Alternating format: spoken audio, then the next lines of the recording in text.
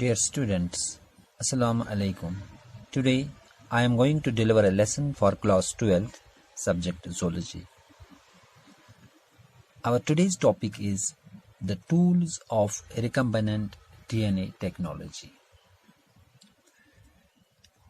In DNA technology, three types of biological tools are needed, which are enzymes, then cloning vector, and the competent host or the host organism. First of all, we will discuss about the enzymes needed in recombinant DNA technology. The enzymes mainly involved in recombinant DNA technology are what we call as restriction enzymes, then DNA ligase, the lysing enzymes, synthesizing enzymes, alkaline phosphate, and S1 nuclease, etc. Most important of these enzymes are the restriction enzymes.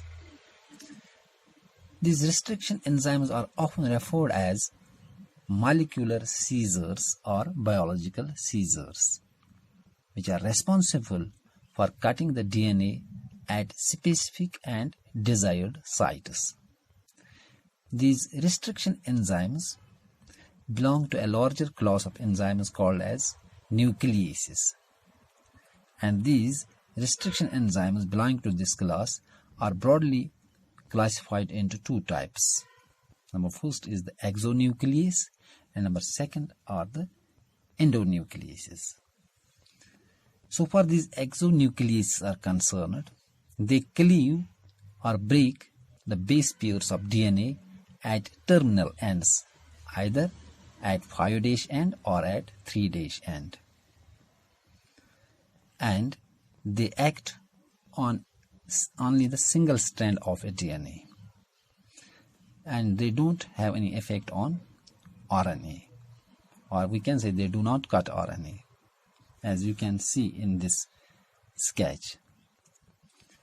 Now, so far the endonucleases are concerned, these endonucleases cleave or break the DNA at any point except terminal ends.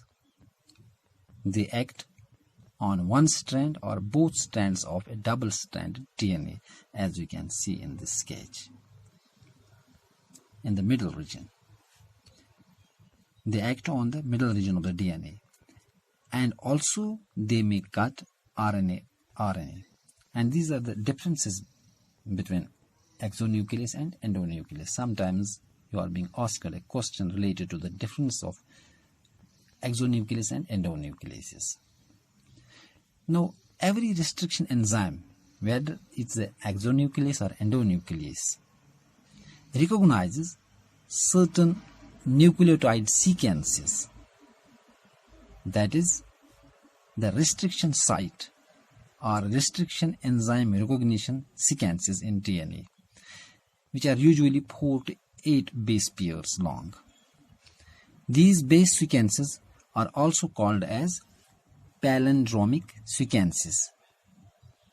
Palindromic sequences means that they read same on two strands when orientation of the reading is kept same. For instance, this sequence from 5' to 3' end reads as GAATTC, and this sequence when orientation is kept same, again from 5' to 3' end it again reads as GAATTC.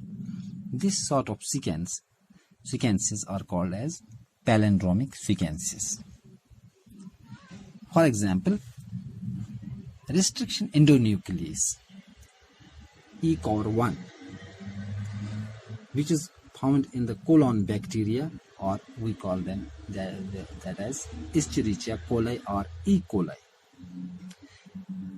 This enzyme recognizes the base sequence GAATTC in DNA duplex and cuts its strands between G and A, as is depicted in this sketch.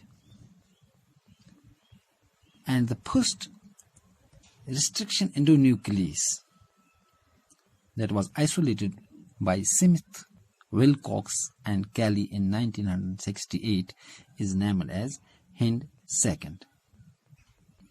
Now, there are more than 900 restriction enzymes which have been isolated from over 230 strands of bacteria.